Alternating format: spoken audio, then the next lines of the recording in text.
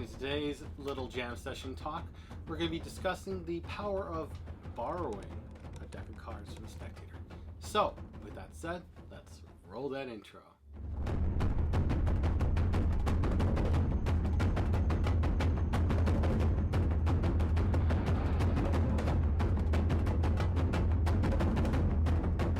So borrowing a deck of cards is not a new thing, but what I really like about it, and this is also highlighted in page 44 to 45 of John Bannon's Dear Mr. Fantasy book, which is one of my favorite books.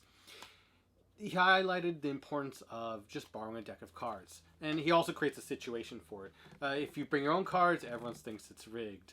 But if you or you just mention you don't have it on you, which is why he doesn't bring it, unless it's a paid event, he just doesn't care about cards because everyone thinks it's rigged, even if he gives it away. But if a deck of cards, like if people insist and they bring their own deck of cards for an event, then it's something special. They asked for it and they brought their own deck of cards to see a very special performance, to which they can verify this is their own deck of cards. And while I do, there's so many advantages to it. And my way to compensate for, like, the second best situation, which is your own deck of cards, I've personally let the people, before you even begin, take the deck out, take cards out, rather. I know I'm going to get trolled for that one.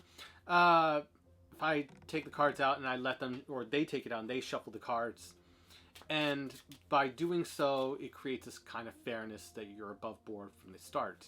And I still get the question occasionally, which I have a good retort for. So are the cards rigged? And I would simply mention, before I even start my show, or performance for Card Magic, if they were, would I let you shuffle them?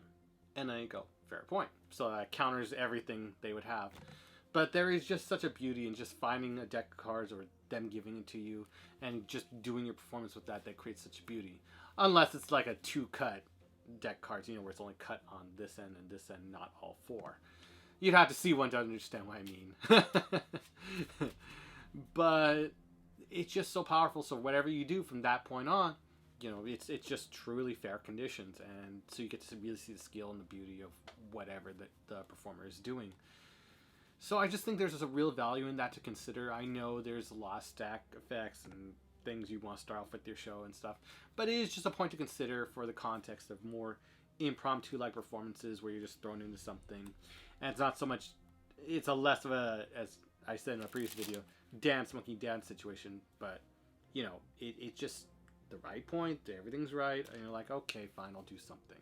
And it's special because we want our performances to be special and valued. Then in the worst case scenario, you do what you thought is a very special performance. It turns out it isn't to the spectator, and then they just act derogatorily to your whole performance or whatever you do. And that's the last thing we would want for our performance. We want to make it special, and having a deck borrowed and doing something really special or a special circumstance with those cards really does add to the whole thing of the routine within a context. I mean, that's something I do regularly.